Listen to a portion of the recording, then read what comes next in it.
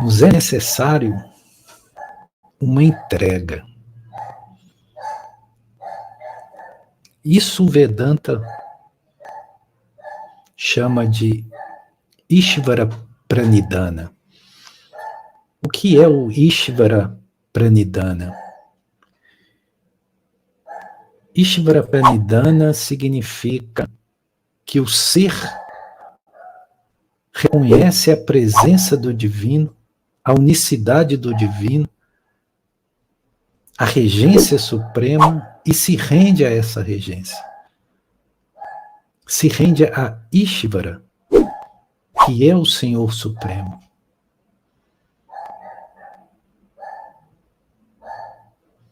E permite-se ser guiado por essas forças divinas em detrimento das forças do ego. Porque o ego está em separatividade. O ego, ele não consegue ver o ser. E Vedanta tem uma palavra para ver que se chama drishta. O Vedanta diz que drishta é superior a gnana, é superior ao conhecimento. Drishta é a visão. Drishta não é aquilo que passa pelo intelecto, não é aquilo que passa pela racionalidade, é aquilo que te leva à percepção direta do ser. Isso é drishta. E drishta, nesse sentido, é superior a gnana, o próprio conhecimento. O conhecimento te prepara para a visão. Mas enquanto a visão não vem, enquanto nós não vemos o Atma, enquanto nós não enxergamos o ser, nós ficamos presos ao ego. E o ego é o próprio cativeiro. Quando nós estamos em processo de reencarnação,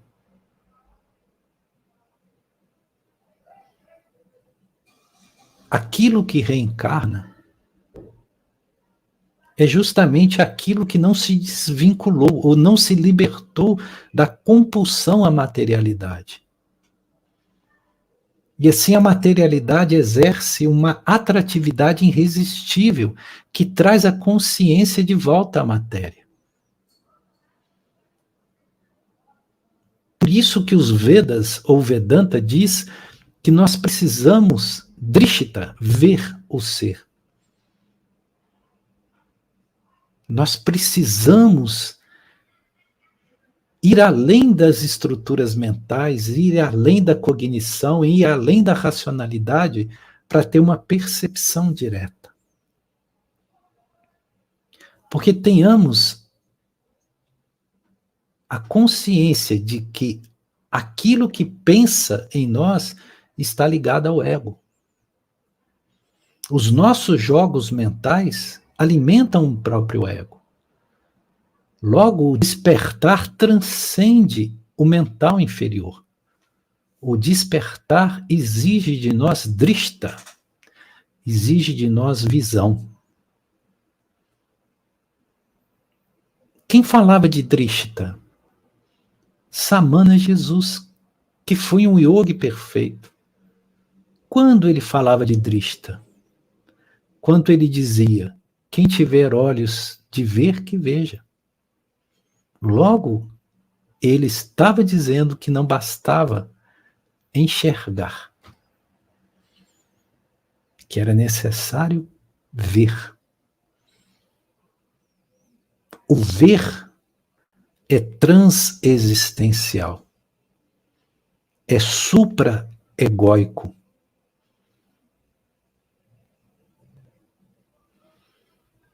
Então, todas as vezes que nós estamos presos ao ego, nós estamos automaticamente presos à existência. E a existência não é a essência. Essência e existência não são a mesma coisa.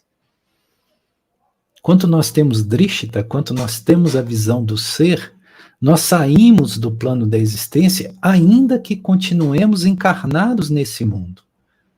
E entramos no plano da essência. Porque a essência está ligada ao ser. A existência está ligada ao ego e é retroalimentada pelo próprio ego. É o ego que constrói o discurso da existência. Pode o ego visitar a essência? Não. É isso que os grandes rishis sempre diziam. O homem que não consegue transcender o ego, ele vai estar sempre aprisionado à existência. E se ele está aprisionado à existência, ele está aprisionado a samsara. Ou seja, ele precisa repetir nascimentos. Ele fica preso à roda da vida. Nascer, morrer, renascer, voltar a morrer para renascer de novo. Em ciclos infindos, onde se constrói e se prende a princípios kármicos. O karma está ligado à existência e não à essência. A essência pura não produz karma, não tem karma. Se nós conseguirmos sair da existência e migrarmos integralmente para a essência, que é a verdade do nosso próprio ser, nós estamos desprovidos de karma. Karma está ligado à existência, porque karma significa ação. E só existe ação no plano da existência. Porque a ação depende de tempo e espaço. Tempo e espaço é referente à existência. A essência está fora do tempo, está fora do espaço. Logo, a existência é plural. A existência são várias. Nós já tivemos várias existências. Aqui mesmo nesse planeta Terra ou em outros mundos. Porque a humanidade não se restringe apenas ao planeta Terra. Então nós tivemos muitas existências. E poderemos vir a ter muitas outras existências. As existências são muitas. Isso se chama reencarnação. Agora, a essência é singular. A essência é apenas uma. A essência é a própria vida. Logo, nós temos uma só vida. Embora ela possa se apresentar através de muitas existências.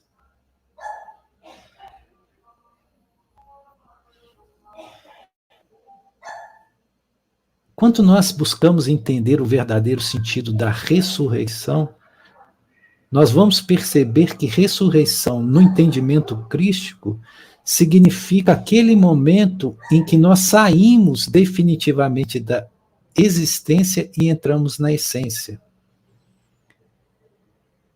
Para os mestres da luz, para as hierarquias regenciais planetárias, um ser ressurrecto é um ser que não tem mais compulsividade ou necessidade de reencarnar. Ele não precisa retornar. Isso é ressurreição. É você renascer definitivamente para o plano da luz e não mais ser aliciado pelas existências transitórias. Samana Jesus era um ressurrecto. Muitos mestres ascensos que passaram por esse planeta também eram ressurrectos.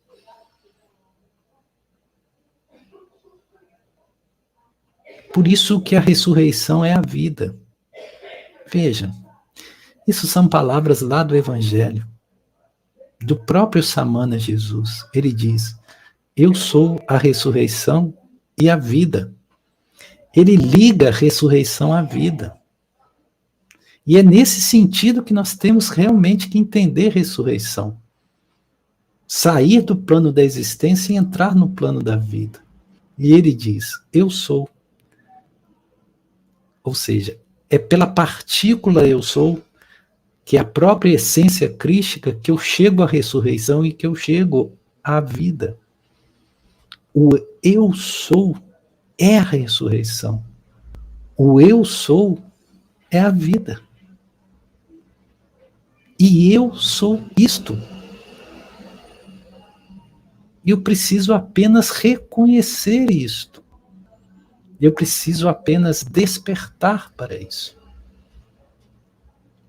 Por isso que o Vedanta diz que o caminho da espiritualidade não é o caminho ou o esforço de buscar algo que nós já não tenhamos, mas tão somente o processo de silenciar a mente e os estados emocionais primários, o corpo emocional, para que nós possamos perceber aquilo que já somos. Pois todos nós já somos deuses, todos nós já somos divinos.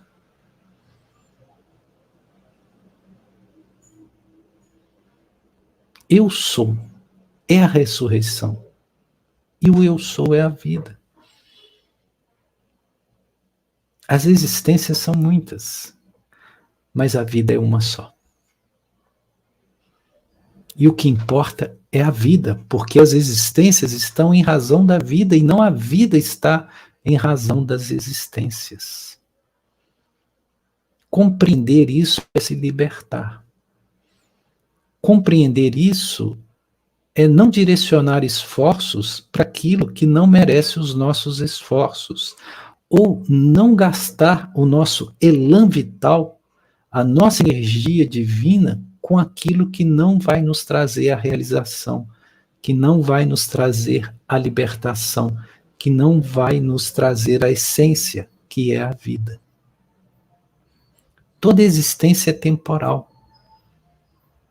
Toda existência está condicionada pelo tempo.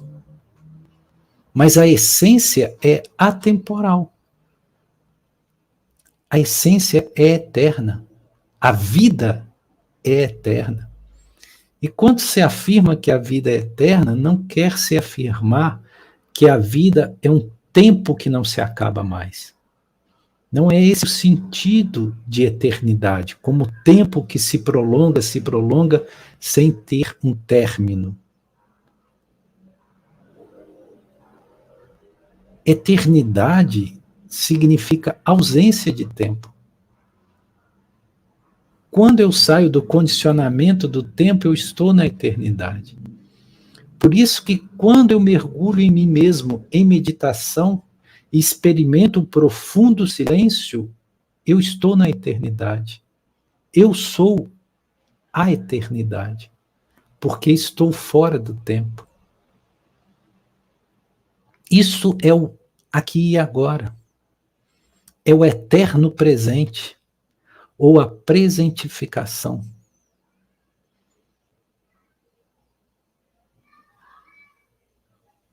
É disso que os mestres falavam, quando nos alertavam para o estado de plena atenção. Na plena atenção, nós percebemos um estado interior de silêncio e vazio, mas um vazio que é plenificado, e nesse vazio nós saímos do tempo. Isso é sentimento de eternidade. E a vida é eterna. A vida não é temporal. Mas a existência é temporal. Logo, todo esse circuito de ego-existência, ele é ancorado pelo nosso Ahankara. E o que é o Ahankara para a literatura védica? Ahankara é a estrutura do ego, que comporta em si os corpos inferiores, corpo mental inferior, o corpo emocional e o corpo vital. Todos eles vinculados à materialidade, todos eles trazem um construto daquilo que é uma autorreferência de si mesmo através da materialidade. Isso se chama ego. Isso é o Ahankara. Mas o Ahankara não é o Atman, porque o Atman está ligado diretamente ao ser, à essência. O Atman é o nosso ser real. Quando Samana Jesus dizia, eu sou, e ele dizia isso o tempo todo, ele evidenciava a partícula eu sou o tempo todo, ele estava se referindo ao Atman. Quando Samana Jesus dizia, eu sou o caminho, a verdade e a vida, ele estava se referindo ao Atman e não ao Ahankara. O Ahankara desse ser crístico é aquilo que foi nomeado de Jesus, ou, na linguagem hebraica, Yeshua ben Yosef. Mas Yeshua ben Yosef é uma estrutura do Ahankara, que esse ser crístico sequer se apegou a ela. Quando ele falava eu sou, ele está se referindo diretamente ao Atman, que é o nosso ser real.